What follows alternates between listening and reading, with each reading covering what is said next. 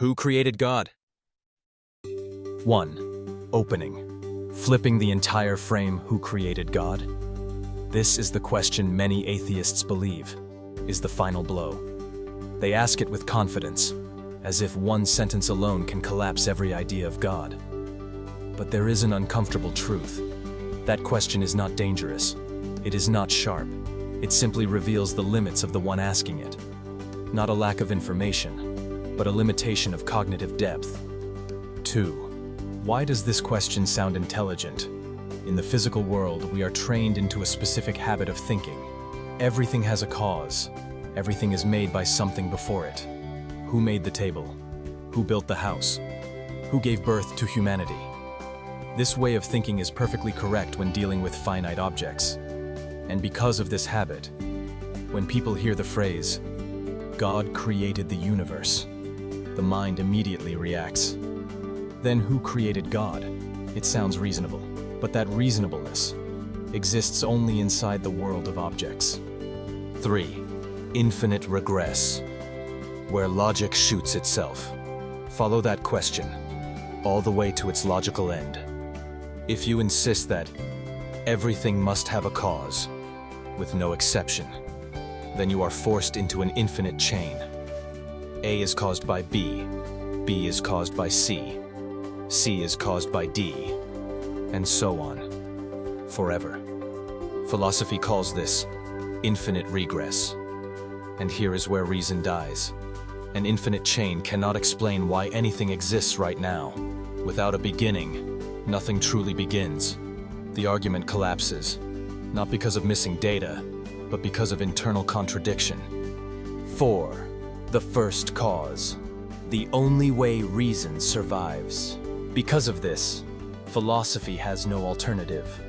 If logic is to survive, there must exist a reality that does not require a cause, a foundation, not created, not dependent, not born, not destroyed. This is not religion. This is a necessary conclusion of serious reason. Across civilizations, across cultures, across intellectual traditions, mature systems of thought all converge at this exact point.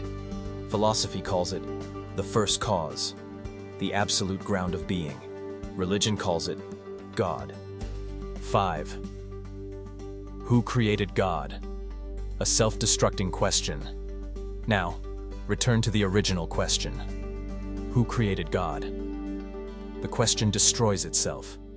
It is like asking, what is north of the North Pole? Not because the answer is difficult, but because the question is structurally meaningless.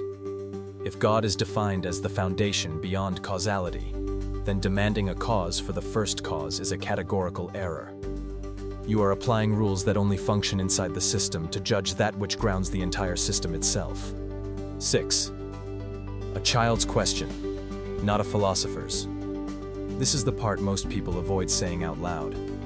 Who created God is a question from a primitive stage of cognition. Not a bad question, not a stupid question, but it is the question of someone who still sees reality as a chain of objects. Children ask this way because they learn the world through concrete causation. Who made this? Who made that? That is natural. But philosophers do not ask this. No serious philosopher asks who created the foundation of existence. They ask, why is existence possible at all? Why is there something rather than nothing? What allows causality itself to function? This is the boundary between immature thinking and mature thought.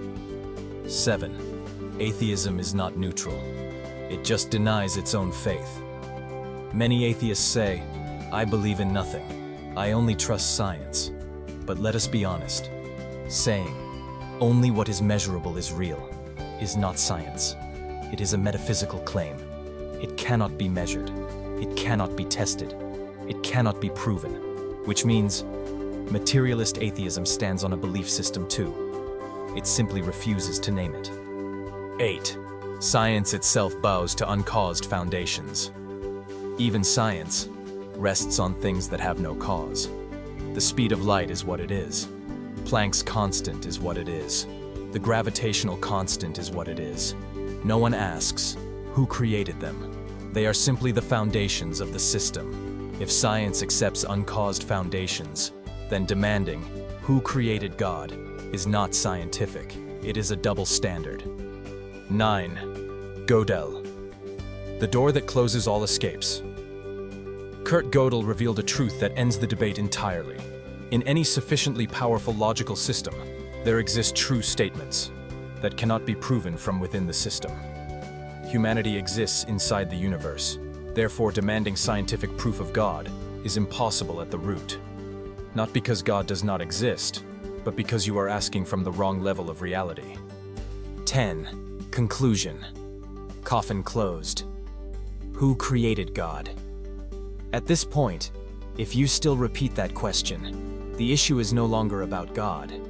The issue is this: you are attempting to use finite causality to judge the foundation of causality itself. That is not intellectual skepticism. That is category confusion. The first cause does not require a cause. If it did, it would no longer be the first cause. Denying this does not make you more scientific. It only makes you less humble before the infinite. So the next time you want to ask, "Who created God?" stop and ask a far more difficult question. If there is no absolute foundation, why does anything exist at all? And if that question makes you uncomfortable, good. That discomfort is the edge of your own limitation. Stop debating and begin examining yourself. Not who God is, but at what level are you thinking?